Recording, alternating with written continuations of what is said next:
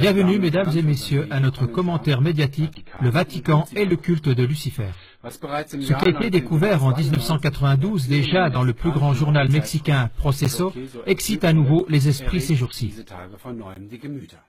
Par la bouche du grand commandeur du Conseil supérieur des francs-maçons du Mexique, Carlos Vázquez Rangel, on a entendu la chose suivante, je cite littéralement: « Dans l'espace des 8 bâtiments dont se compose le Vatican, il n'y a pas moins de 4 loges de la franc-maçonnerie écossaise. »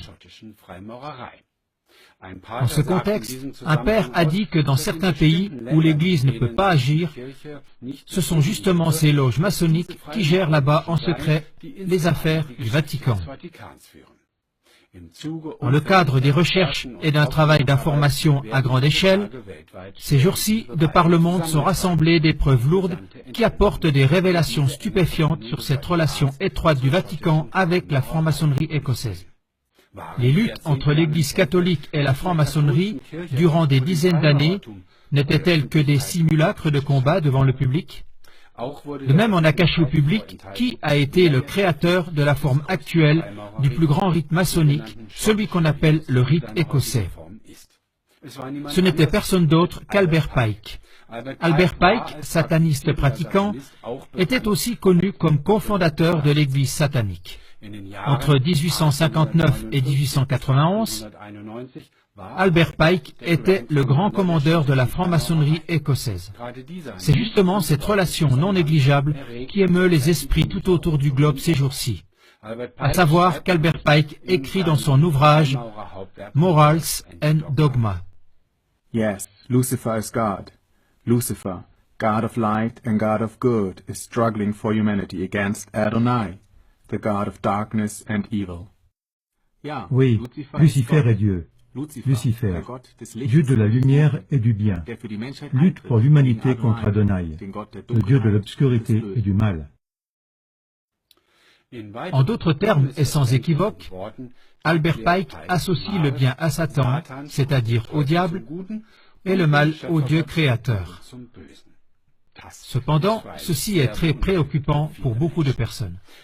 Tandis qu'une rivalité constante entre le Vatican et la franc-maçonnerie a été attestée vers l'extérieur, il est venu au jour que le pape de 33 jours de ce temps-là, Jean-Paul I, qui était prétendument la victime d'un rituel de sacrifice, était lui-même un franc-maçon actif.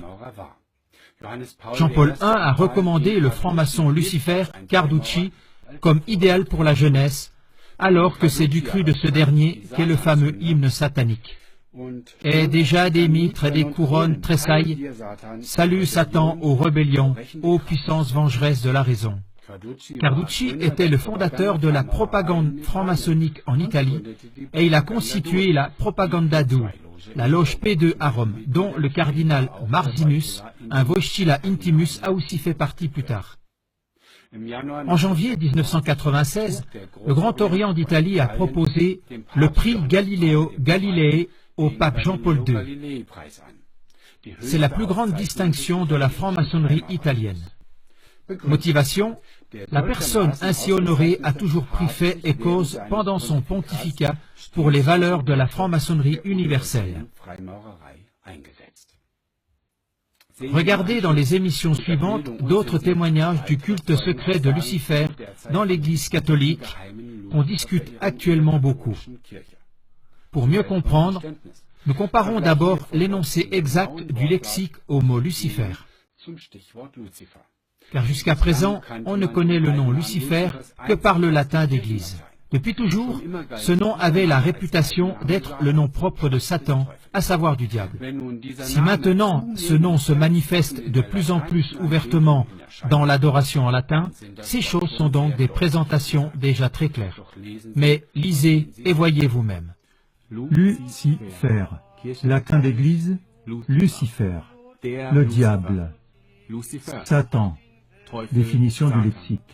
Depuis toujours, le lexique définit Lucifer comme le nom du diable ou Satan en latin d'église. Alors que le chantre chante en latin clairement et ouvertement Lucifer lors de la messe pascale, dans l'Exulté, les textes allemands des livres de cantiques catholiques masquent le nom Lucifer avec le mot « étoile du matin ».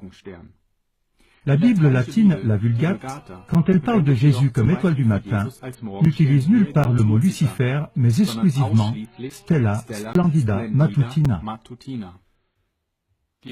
C'est pourquoi la découverte de cette dissimulation évidente de Lucifer est en train de soulever un tollé mondial. Si on reste fidèle à la définition très ancienne du lexique, le chantre catholique ne chante dans sa liturgie rien d'autre que Lucifer. Il apparaît le matin avec ses flammes. Ce Lucifer, je souligne, celui qui ne connaît pas de défaite. Christ, ton Fils, celui qui est revenu d'en bas. Il a illuminé de gaieté la famille humaine, et il vivra et régnera pour l'éternité.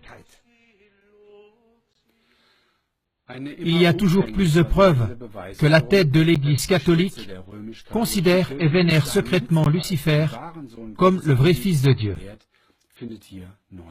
Et puis, le plus grand télescope spatial nommé Lucifer a aussi fait grande sensation. À qui appartient-il? Au Vatican.